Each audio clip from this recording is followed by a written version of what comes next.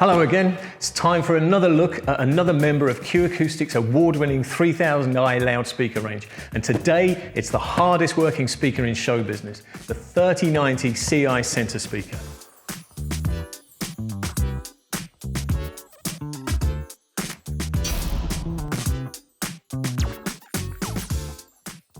What we've got here is a Graphite Grey model. So you'll be pleased and relieved to hear that I've lost virtually no fingers. So let's find out what's inside. Instruction manual, of course, all the important specification that you want to know about your speaker is in there. There are some bung ports towards the bottom here. Now, center speakers are a bit of an unusual shape, and it's not always the easiest to get them out of the box on your own. You might want to have a friend help, but no one involved in making these videos is prepared to help me. So I'm going to do it on my own. And there we are. Reasonably elegant in the end, I thought. So it's packed in polystyrene, of course, because the contents may have settled during transit. And inside the bag, there's a nice Graphite Grey Q Acoustics center speaker.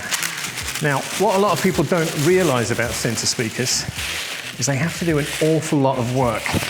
If you've a DVD or a Blu-ray soundtrack that's been mastered into 5.1 surround sound, then anywhere between 60 and 80% of the entire soundtrack is going to come through the center speaker. Certainly all of the dialogue and all the most important stuff that way. So your center speaker's basically got to be up to it. So if you've been sensible enough to establish a surround sound system using 3010Is or 3020Is or even 3050Is if your space is big enough, then you need a 3090Ci center channel.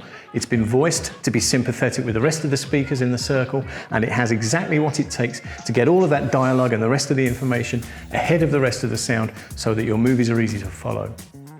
Okay, so up front there is first and foremost a nice shiny Q Acoustics logo which needs exposing. 22mm decoupled tweeter here, flanked by a pair of 100mm mid-bass drivers. So there is plenty of impetus for all of the mid-range stuff that obviously is where the dialogue is sitting in your movie. Around the back, two reflex ports just to add a little reinforcement to the lower frequencies. Proper low profile 4mm binding posts so you can use proper speaker cable. Q Acoustics like to voice their speakers using QED cable, which, no, I'm just saying. And then you have the cabinet, which, like the rest of the 3000i range, is beautifully curved, really nicely finished, and frankly feels a great deal more expensive than the speaker actually is.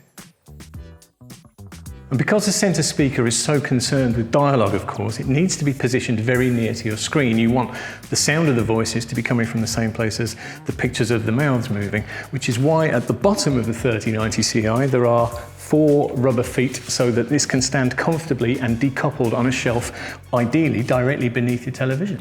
So if you need to know more about the Q Acoustics 3000i range and specifically the 3090Ci, or you want to know how to establish a 5.1 surround sound system and which speakers would be best for you to do that, then you just need to check out the Q Acoustics website.